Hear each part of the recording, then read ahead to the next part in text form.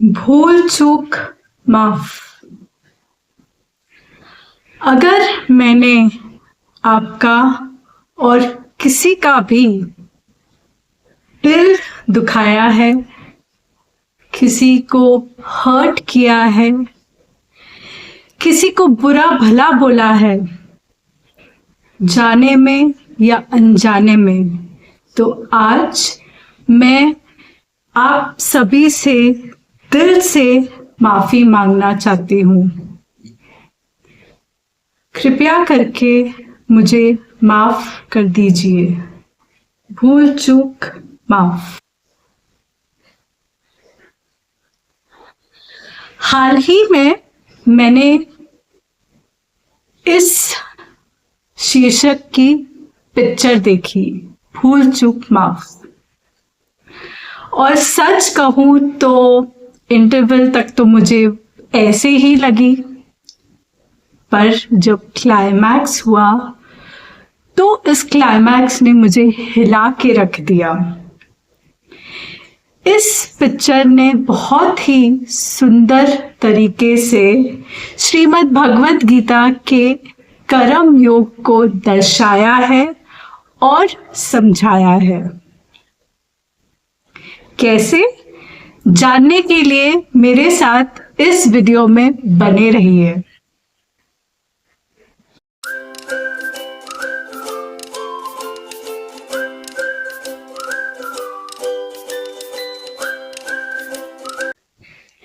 भूल चूक माफ एक बहुत ही सुंदर सी साधारण सी कहानी है, एक साधारण से लड़के की जो हीरो है इस पिक्चर का, और इसका किरदार निभाया है राजकुमार राव ने।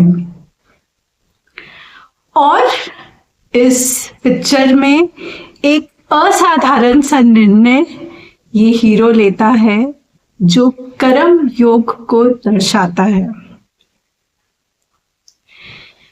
29 तारीख को हीरो राजकुमार राव की हल्दी हो चुकी होती है और 30 तारीख को उसकी शादी होने वाली होती है। पर पिक्चर में आती है ट्विस्ट। 30 तारीख उसकी आती ही नहीं है, वो 29 के काल चक्र में ही फंस जाता है। वो जब रोज सुबह उठता है तो देखता है कि 29 तारीख ही है। बड़ा परेशान हो जाता है। वो पंडितों के पास जाता है, एस्ट्रोलॉजर्स के पास जाता है, और जो भी वो बोलते हैं, चाहे वो गौ सेवा हो या पेड़ों के नीचे दिया जलाना हो या दान धर्म करना हो, वो सब करता है, पर फिर भी उसे कुछ लाभ नहीं होता। फिर उसका एक मित्र बोलता है कि जरूर तूने किसी का दिल दुखाया होगा, तो हर एक से माफी मांग। तो वो हर एक जने से माफी भी मांगता है, फिर भी उसे कोई भी रास्ता नहीं नजर आता। फिर अचानक से उसे ध्यान में आता है कि वो भगवान शिव जी के पास गया था और उसने प्रार्थना करी थी कि हे प्रभु, अगर मेरी नौकरी लग जाएगी तो मैं एक नेक काम जरूर करूंगा। उसकी नौकरी भी लग जाती है और शादी भी तय हो जाती है, पर फिर भी वो इस सिचुएशन में ऐसे फंसता है कि उसे समझ में ही नहीं आता कि वो क्या करे। और जो समझ में आता है कि बस मैं आत्महत्या कर लूं। और जब वो आत्महत्या करता है तो देखता है कि एक और लड़का साथ में ही आत्महत्या कर रहा है। और जब वो उसे बचाता है और समझने की कोशिश करता है कि वो क्यों आत्महत्या कर रहा है, तब उसे ज्ञात होता है कि ये वही लड़का है जिसकी नौकरी छीनकर इस हीरो ने अपनी नौकरी लगवाई पैसे खिला के। पूरा गांव उस लड़के की नौकरी के ऊपर टिका हुआ था। ताकि वो उस गांव के पानी की समस्या को हल करेगा।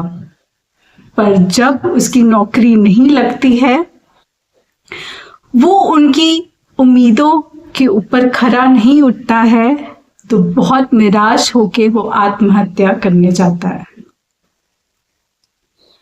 फिर जो हमारा हीरो है, उसे वो रास्ता मिलता है, वो कर्म योग का रास्ता मिलता है। उसे समझ में आता है कि उसे क्या करना है, और वो तय करता है कि वो नौकरी छोड़ के उस लड़के को वो नौकरी वापस कर देगा, ये जानते हुए कि उसकी शादी नहीं होगी।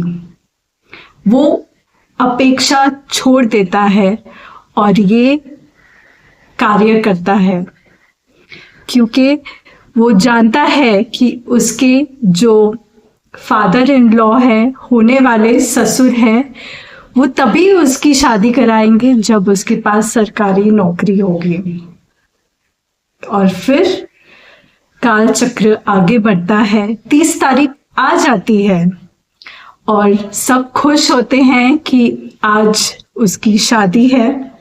और जब बारात पहुंचती है, तब वो अपने होने वाले ससुर से बोलता है कि मैं ये शादी नहीं कर पाऊंगा, क्योंकि मेरी सरकारी नौकरी अब नहीं रही। मैंने वो सरकारी नौकरी जरूरतमंद लड़के को दे दी। पहले तो उन सबको लगता है कि बड़ा बेवकूफ है, पर जब सबको समझ में आता है कि इस लड़के ने कितना अच्छा कार्य किया है और सही कार्य किया है, तब उस हीरो को उस कर्म करने का फल मिलता है। उसके जो होने वाले ससुर हैं और जो पूरा परिवार है, उनको समझ में आता है कि ये लड़का हमारे लड़की के लिए एकदम सही है, हमारे लिए, हमारी लड़की के लिए ये हीरा है।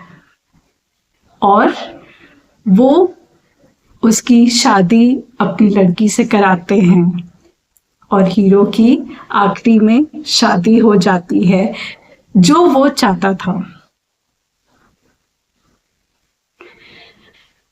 श्रीमद् भगवद गीता के 3 अध्याय के 19वें श्लोक में भगवान श्री कृष्ण जी ने कहा है कि अपेक्षाओं को छोड़ के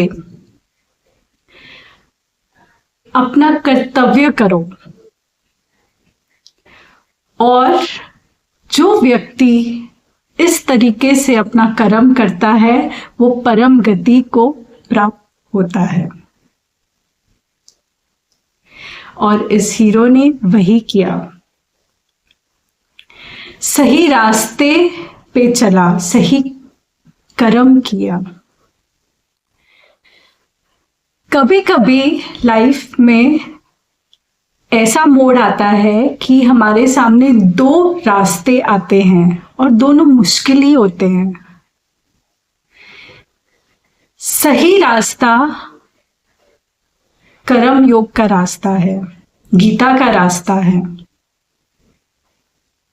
कर्म योग का मतलब सिर्फ अपना कर्म करना ही नहीं होता, इसका मतलब होता है सही कर्म करना, बिना किसी इच्छा के, बिना किसी दिखावे के।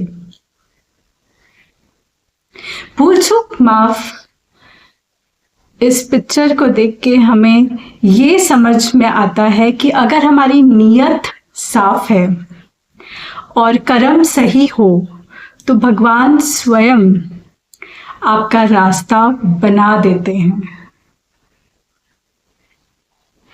अगर आप भगवान श्री कृष्ण जी या भोलेनाथ के भक्त हैं, तो ये पिक्चर जाके जरूर देखिए। आपको कर्म योग बहुत अच्छे से समझ में आ जाएगा। जय श्री कृष्ण, हर हर महादेव।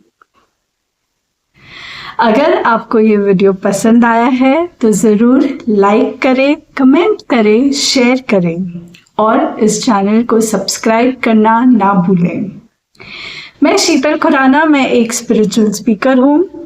स्पिरिचुअल रिट्रीट और स्पिरिचुअल टूर ऑर्गेनाइज करती हूँ। मेरी बुक का नाम है the Gita happiness retreat, discover 40 life learning lessons from the Bhagavad Gita by author Sheetal Khurana. अगर आप मेरे साथ संपर्क करना चाहते हैं तो इस नंबर पे कॉल कर सकते हैं +91 937 1093 और इस वीडियो को अंत तक देखने के लिए आपका कोटि कोटि धन्यवाद।